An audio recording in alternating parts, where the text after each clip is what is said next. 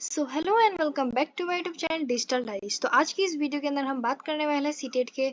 Notice के regarding. तो जो भी स्टूडेंट्स हैं जो कि टीटीसी कर रहे हैं, यानी कोई भी टीचर ट्रेनिंग कोर्स कर रहे हैं, चाहे वो डीएलएड हो, बीएलएड हो, डीएड हो, जेपीटी हो, कोई सा भी कोर्स कर रहे हैं या फिर अंडर गोइंग में है या फिर अभी उनका चल रहा है या ख़त्म हुआ है, तो उन सारे स्टूडेंट्स के लिए एक गुड न्यूज़ है। वो गुड न्यूज़ जो कि दिए किसने है, एनसीटी ने। तो बहुत सारे स्टूडेंट्स से उन्हें काफ़ी कन्फ्यूजन होता था कि अगर वो अपना जैसे कि अपने जो टीटीसी कर रहे हैं, यानी अपना डीएलएड कर रहे हैं, डीएड कर रहे हैं, जेपीटी कर रहे हैं, कोई भी जो अपना टीचर ट्रेनिंग कोर्स कर रहे हैं, तो क्या वो करते करते मतलब 2 साल का जो डिप्लोमा कोर्स है वो करने के बाद ही सीटेट का एग्ज़ाम देना होगा, देना एलिजिबल होगा, या फिर एग्ज़ाम दे जब उनका जो भी टीटीसी का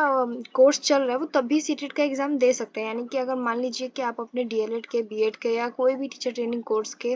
फर्स्ट ईयर में है, तो अगर फर्स्ट ईयर में है या फिर अभी आपके सिर्फ 6 मंथ्स हुए हैं या फिर 1.5 मंथ्स हुए, आपके 2 साल का जो डिप्लोमा कोर्स होता है, आप मान लीजिए उसके फर्स्ट ईयर में ही है, और तब अगर आप सीटेट का एग्ज़ाम देंगे तो क्या वो एलिजिबल होगा या नहीं होगा। जैसे कि आप सबको पता है कि सीटेट का एग्ज़ाम साल में 2 बार होता है, जैन में और जुलाई में, हर 6 महीने पे होता है। तो उन स्टूडेंट्स के सारे प्रॉब्लम्स का सोल्यूशन एनसीटी ने दे दिया है। उन्होंने एक जो है नोटिस उन्होंने अपलोड किया है, जिसमें क्लियर हो रहा है कि अगर आप कोई भी टीटीसी कर रहे हैं, अगर आप कोई भी अंडरगोइंग कोर्स कर रहे हैं, टीचर ट्रेनिंग कोर्स कर रहे हैं, और आप चाहते हैं कि आप कोर्स के साथ ही सीटेट का एग्ज़ाम दें, तो आप दे सकते हैं, आप एलिजिबल है। देखिए यहाँ पे लिखा हुआ भी है क्लैरिफिकेशन, ये देखिए यहाँ लिखा हुआ भी है क्लैरिफिकेशन रिगार्डिंग एलिजिबिलिटी। देखिए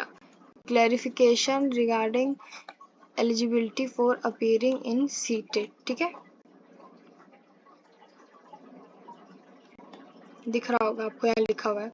उसके बाद नीचे चलते हैं। सबसे पहले सारे नोटिस जो भी लिखा हुआ है इसके नीचे, जो इसका मेन आपके जो मतलब का है वो यहाँ नीचे यहाँ दिया गया है। ये क्लैरिफिकेशन जो लास्ट में इन्होंने दे रखी है ना, ये देखिए, ये देखिए,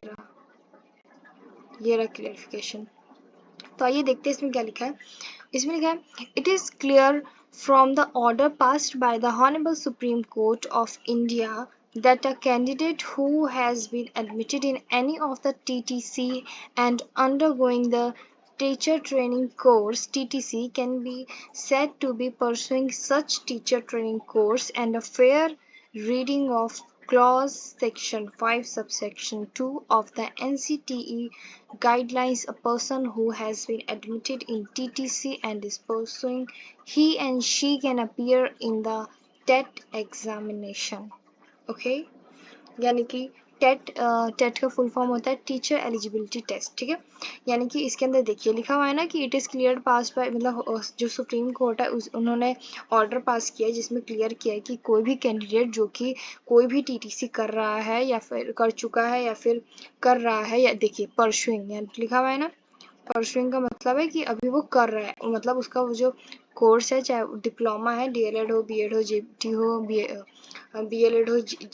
कोई भी कोर्स हो, डीएड हो, जो वो कर या तो कर चुका है या फिर अभी परसुइंग या फिर कर रहा है, वो फेयर है और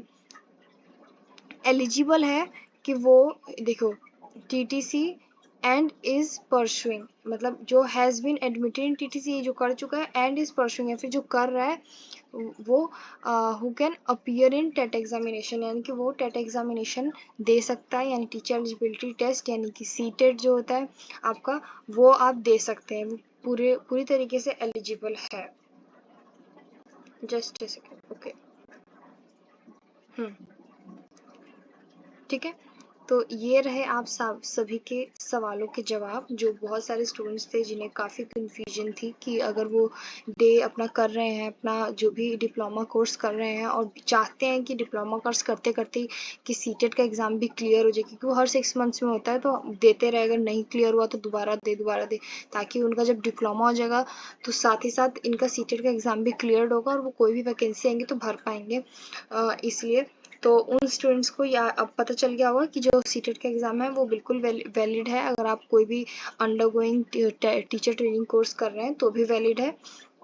और ये भी आप सबको पता ही होगा कि सीटेट का एग्ज़ाम देना बहुत ज़रूरी है किसी भी टीचर के लिए। मतलब अगर आपने कोई भी डिप्लोमा कोर्स किया है, कोई भी टीचिंग ट्रेनिंग कोर्स किया है और कर रखा है, और अगर वैकेंसी आएगी ना तो आप भर नहीं सकते अगर आपने सीटेट का एग्ज़ाम नहीं दिया है। तो इसीलिए अगर आप चाहते हैं कि आप कोई भी वैकेंसी जो निकल रही है उसके अंदर आपको भरना, तो उससे पहले आपको अपना डिप्लोमा या कोर्स के बाद जो है सीटेट का एग्ज़ाम देना इज़ कंपल्सरी।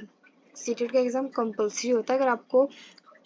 कोई भी टीचिंग अगर आपने कोई भी टीचिंग ट्रेनिंग कोर्स किया उसका सीटेट का एग्ज़ाम देना कंपल्सरी होता है, ताकि उसके बाद ही आप वैकेंसी में भर सकते हैं। अगर आप टीचर एलिजिबिलिटी देखिए, मतलब टीचर एलिजिबिलिटी टेस्ट होता है कि आप उस कोर्स के बाद, तो कोर्स तो लाखों लोग करते हैं, बहुत सारे स्टूडेंट्स करते हैं, उसके बाद जो एलिजिबल है कौन है उस टीचिंग लाइन के लिए, उसका एग्जामिनेशन आपको